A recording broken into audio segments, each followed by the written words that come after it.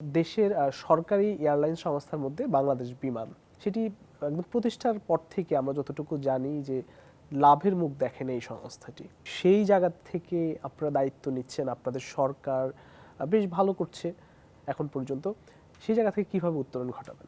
দেখেন, এটা তো একটা ন্যাশনাল ক্যারিয়ার, তাই না? আমাদের বিমান, বাংলাদেশ বিমান।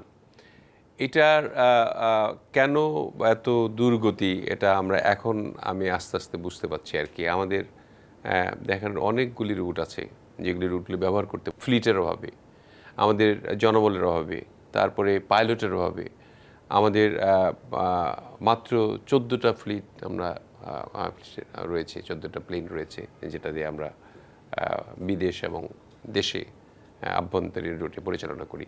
তো এটা দিয়ে এত বড় একটা দেশ, 20 কোটি লোকের একটা দেশে খুবই খুবই অপ্রতুল। এবং আমাদের বাইরের যে অনেকেই, ধরেন আমাদের এখানে অন্যান্য যে এয়ারলাইন্সগুলি আসে ব্যবসা করছে, 10 বছর 15 বছর আগেও আপনার ইউই, দুবাই, এমিরেটস, তাদের কিন্তু মাত্র কয়েকটা ফ্লিট নিয়ে তারা শুরু করেছিল আর কি। কিন্তু এখন অনেক, টার্কির আপনার 60টা ফ্লিট নিয়ে শুরু করেছিল, এখন 400-র বেশি।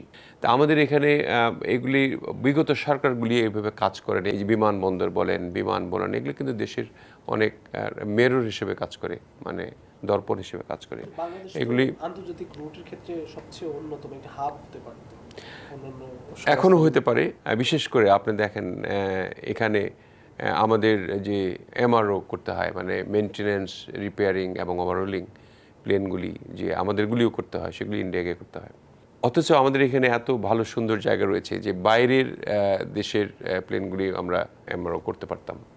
যেমন শ্রীলঙ্কা, মালদ্বীপ, তারপরে এখানে নেপাল, বাংলাদেশ, এগুলির আমরা কিন্তু এখানেই আমরা এই ওভারহোলিংগুলি, রিপেয়ারিংগুলি করতে পারতাম।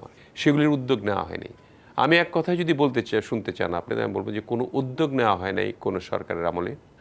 আমাদের নির্দেশিত হয়েছি ইতিমধ্যেই আমাদের ফ্লিটকে বাড়ানোর জন্য, আমাদের এয়ারপোর্টটাকে ঠিক করার জন্য, 3rd টার্মিনালটাকেও আমরা তাড়াতাড়ি উদ্বোধন করার জন্য, যাতে করে আমরা আগামী দিনে আর এই কথাটা আপনারা না বলতে পারেন যে বিমান আর লাভের মুখ দেখেনি।